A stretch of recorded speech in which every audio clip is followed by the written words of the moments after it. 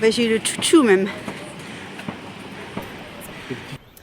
Thursday, Sotsabai. Je vous présente Christophe, Bonjour.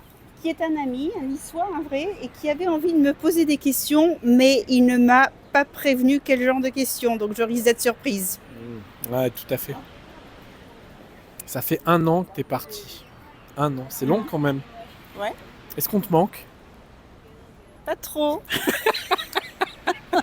Pas trop, ça veut dire un petit peu pas quand trop, même. un petit peu, mais pas trop. Pas trop. Qu'est-ce qui te manque le plus ici? Ce qui me manque le plus, mais en fait, il n'y a rien qui me manque. Rien qui te manque. Je Alors suis dans le peut-être patron, il y a quand même un cruelle, petit mais peu il y a de choses. franchement rien. Non, ma famille, oui, quelques amis, mais sans plus. Puisque j'ai des très bons amis là-bas, j'ai beaucoup d'activités. Non, je suis vraiment heureuse. Donc la France, c'est que pour les vacances. Donc c'est bien en vacances en fait. Voilà, en vacances. Mais plus jamais une vie en France. Ouais. Ah mais je te comprends tout à fait. Ouh là là. Alors, Pourquoi t'en as marre de la France? moi, il y aurait plein de raisons, mais je pense qu'il te faudrait beaucoup d'épisodes là. J'en ai pas marre de la France, j'ai envie de voir du pays moi aussi, c'est tout. Et puis j'ai envie de zénitude aussi. Donc, et comme c'est une mentalité qui se rapproche de la mienne, Donc Nice, c'est pas zen. bah, c'est. Tu vois, regarde, il y a beaucoup de monde sur la route. Il y a beaucoup de On gens. voit pas trop là, mais il est 17h évidemment, c'est les heures de pointe. Voilà. Et puis on pense toujours que l'herbe est plus verte ailleurs, même si c'est pas forcément toujours vrai. On a quand même envie de voir du pays et de trouver quelque chose de plus qui corresponde plus à ses valeurs intimes. Comment ça s'est passé ton intégration au Cambodge? Quelle a été Ça s'est passé à merveille. Quel Tout a a été été facile et évident. Qu'est-ce qui a été le plus difficile? Le plus difficile, je sais pas, parce que j'ai pas eu de moment difficile. T'as pas eu de moment difficile? Non. Je sais pas, peut-être dans les us et coutumes que tu as pu rencontrer. Non, parce dans que le rapport j'apprécie avec tout. les gens. Non. Alors peut-être, et j'avais déjà dit ça dans une vidéo de Sam et Lilou, c'est l'incapacité en Asie de dire non. Donc ils disent pas un non direct, c'est un non déguisé, et quand on connaît bien, on sait le reconnaître. Donc moi qui suis très franche et directe, le non, j'ai aucun problème à le dire. Et j'aimerais bien qu'on me le dise. Donc je m'adapte, c'est pas grave, on s'adapte, ça se fait tranquillement mais sûrement. Et le sourire te manque pas? Le sourire ni ça, tu veux dire. Le sourire de la Côte d'Azur? Disons qu'il n'y a que des gens qui font la gueule et qui sont désagréables ici. Donc C'est pas vrai, l'écoutez pas. non. N'écoutez pas, elle ment. On est très sympathique. La plupart des gens, c'est parce qu'ils viennent ici, ils achètent un bout de terrain, une maison, et ils pensent que tout leur appartient et que tout leur est dû. Et c'est pas toujours évident. Voilà. Mais on est très chaleureux à Nice. En général. Ouais. Nos points de vue diffèrent, mais bon, c'est pas grave. Mais c'est parce qu'après les autres, c'est pas des Niçois, c'est pour ça. Ah, donc c'est que les Niçois qui sont sympas. À Nice, oui, évidemment. Il y a combien de pourcentage de Niçois parmi la population niçoise? À mon avis, on est devenu minoritaire maintenant, mais... Depuis longtemps, mais quel serait le pourcentage? 2%? 3%? Non, on va en avoir encore un peu quand même, j'espère. Hein. Voilà. Nice, ça perd tout de joue. Hein. Non, oui. C'est pas toujours bleu, mais on a un joli ciel. Oui, vous voyez, aujourd'hui, en fait, c'est pas qu'il va faire nuit, c'est qu'il fait super gris, on va se prendre une averse monstrueuse. Ah, le mois de mai, c'est pas le mois le plus connu pour le beau temps à Nice. Non. En général, c'est un mois très pluvieux, le mois de mai, donc ça déroge pas à la règle. Il fait pas forcément très beau. Non. Et, voilà. Et autrement, tu as des questions sur le Cambodge? Le Cambodge. Non, il faut y aller. Moi, je pense que toujours les expériences, il faut les vivre. Alors, sûr. après, on peut se poser plein de questions. C'est vrai que des questions que je me pose, c'est si je veux m'installer, comment je vais m'y prendre, tout ça. Donc, il faut regarder les vidéos de Nina parce que forcément, il y a plein de choses expliquées dedans. Et c'est une bonne source d'information. Mais après, il faut les vivre pour vraiment se rendre compte si on est capable de s'expatrier, si on est capable de se transposer dans un projet de vie, même si c'est un projet de fin de vie, pourquoi pas. Alors, capable de s'expatrier, là, je suis tout à fait d'accord parce que c'est pas donné à tout le monde.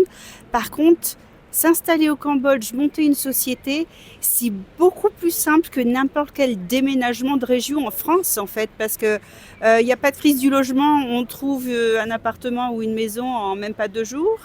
On vous demande pas des garanties comme ici. Pour monter une société, tout est simplifié comparé à la paperasse en France. Donc, de ce côté-là, c'est très simple. Après, est-ce qu'on est capable de s'adapter? Ça reste très personnel. Ah oui, c'est ça. Est-ce que la vie est pas compliquée à vivre? Est-ce qu'on va pas chercher à la transposer systématiquement entre notre vie à l'occidentale et une vie en Asie qui, même si elle s'occidentalise, elle reste quand même assez différente. Et ça, faut pouvoir le vivre au quotidien et se dire, est-ce qu'on va être capable de se faire des nouveaux amis? Est-ce que notre famille, elle va pas nous manquer? Est-ce que je peux amener mon chien, mon chat? C'est possible, il y a des gens qui le font, mais je pense que ça reste une expérience traumatisante pour les animaux de prendre l'avion. Je l'aurais pas fait avec mes animaux, non. Non. Il y a encore dans certaines campagnes des gens qui mangent du chien, mais c'est interdit au Cambodge. C'est interdit. Ouais. Oui, non, mais ça existe. Hein. À ton avis, qu'est-ce qui te manquerait si tu partais t'installer en Asie? Sincèrement, à part la richesse de la culture culinaire, sûrement plein de petits détails. Le tout, c'est de savoir si après ces détails, ils vont pas devenir énormes au point de plus supporter. Mais après, on n'est pas très très loin en termes d'avion. On peut prendre l'avion, Voilà, on peut prendre le bateau aussi si on a le pied marin. C'est un petit peu plus long. Oui, mais voilà, il y en a qui l'ont fait, je crois. Mais on n'est pas très loin, puis on peut venir voir sa famille régulièrement. Non, je pense qu'après, au niveau culturel, oui, il y a certainement des petites choses qui manqueront ou qui seront différentes, où il faudra s'adapter. Mais hormis ça, la bouffe, je pense qu'on peut trouver tout ce qu'il faut là-bas. Oui, surtout maintenant. C'est pas le Cambodge il y a 30 ans. Il y a des supermarchés internationaux, alors c'est sûr, c'est plus cher, mais on trouve de tout. Donc je pense qu'il n'y aurait pas grand-chose qui me changerait. Le tout, c'est de bien s'adapter au climat, je pense. Oui, c'est quand même très chaud et très humide en saison des pluies qui a commencé. Là, c'est particulier. Voilà, alors ça, c'est une expérience que je dois faire, tu vois, la saison des pluies, pour voir si j'arrive à nager dans l'eau là-bas. Voilà. Alors, j'ai passé qu'un an là-bas. La saison des pluies l'année dernière était pas forte du tout. Donc, j'ai pas eu de soucis. Et à chaque fois qu'on a eu des grosses pluies, ça s'est jamais vraiment inondé. Il y a peut-être 2-3 rues de Siem Reap qui s'inondent facilement, mais ma rue, pas du tout, le centre-ville, pas du tout. Donc c'était pas gênant. Je pense que c'est très gênant si toutefois on est en scooter, qu'on se prend une grosse averse. Mais si on est à pied ou tranquille à l'intérieur, on attend que ça se passe, et puis voilà, quoi. Je vais revenir sur... J'ai une idée qui revient là. Je couperai au montage. Non, ouais, si tu veux, mais au niveau administratif, au quotidien, ça se vit comment ? Ça se vit pas, on est tranquille, on est pépère. J'ai une comptable qui me demande mes entrées et sorties une fois par mois pour faire ma déclaration. Une fois ta déclaration est faite, elle m'envoie la facture. Tout se fait via Telegram, c'est même pas par email. Hein. Là-bas, c'est Telegram. C'est fait en 5 minutes et c'est vraiment pas prise de tête. J'ai une comptable, alors que je la sollicite pas le samedi, dimanche, mais qui peut très bien m'envoyer une facture le dimanche matin. Ils n'ont pas d'horaire là-bas. Là, le rapport au travail est très différent. Tu vas pas te dire je commence le matin à 8h, pas du tout. Je fais ma pause repas à midi. Après, c'est parce qu'elle est à son compte aussi, elle n'est pas employée. Donc forcément, je pense qu'elle gère un peu sa société quand elle peut, comme bon lui semble, parce que je sais qu'elle a des enfants. Mais non, c'est vraiment pas un souci. Je suis sûre que si j'ai une urgence un dimanche midi, je peux l'appeler. Elle me dira rien, ça la dérangera pas. On peut faire du jardin. Je ne sais pas moi si je veux faire un peu de botanique ou mon bien potager. Sûr. Mais bien sûr, t'as tout qui pousse là-bas. Après, il faut que tu t'habitues aux saisons là-bas, aux plantes. C'est pas comme ici. Oui, entre le chaud, le très chaud et puis le chaud. Voilà. Entre le inondable. Moi, si c'est pour vivre en short et en tongs toute l'année. Ah oui, ça je te garantis. Je dis pas non. Toute l'année. Je dis pas non. Voilà, peut-être le ski me manquera un peu. Et de toute façon, Bah, j'y vais pas trop. Donc, Non, mais il y a le wake park où tu peux faire du ski nautique Ah, et oui. du wakeboard sur Ouais. le lac. Ouais, mais tu sais, moi je sais nager, mais pas dans l'eau, donc c'est pas. C'est pas mon truc. Donc voilà, c'est possible, tout est possible. Ah, mais c'est bien, c'est bien. Ils viennent même de créer une piste artificielle de ski à Siem Reap. Oh non, Ah bah oui, hein, ils Oh essayent de se la jouer Dubaï. oh non. J'y ai pas été, j'irai pas. Catastrophe. Ah bah, catastrophe pour l'écologie, ça c'est la mode chinoise qui débarque. Ah oui, oui. Ici, on te dit de ne pas utiliser ta clim et Oui. d'éteindre toutes les lumières, mais là-bas, on Ouais, ils ont climatise une autre- l'extérieur. Ouais. Voilà. Ils ont une autre vision de l'écologie, et c'est pas pour eux encore. Ça viendra, mais plus tard. Ouais, un truc que j'aime pas en Asie en général, hein, c'est pas que le Cambodge, c'est tous ces plastiques de partout. Et ils interdisent toujours pas le plastique, donc c'est vraiment le seul gros inconvénient. Oh, t'en fais pas, chez nous non plus. Hein, ça a pas changé. On a eu un petit prémisse avant le Covid où on s'est dit tiens, on va changer les emballages. Et puis il y a eu le Covid et puis tout ça a été oublié, donc on continue. Hein. Plastique, pas plastique. Vous De toute avez, façon, maintenant on commence vous à le avez manger. fait des, donc, des cuillères en bambou, tout ça en bambou, c'est fini?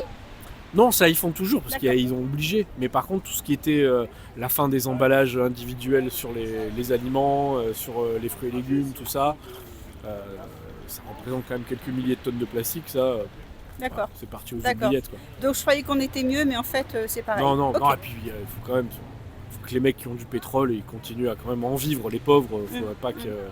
Hein. Bah oui, quand même pas pousser. Là, comme ça, là, j'ai pas d'autres questions. Je sais pas.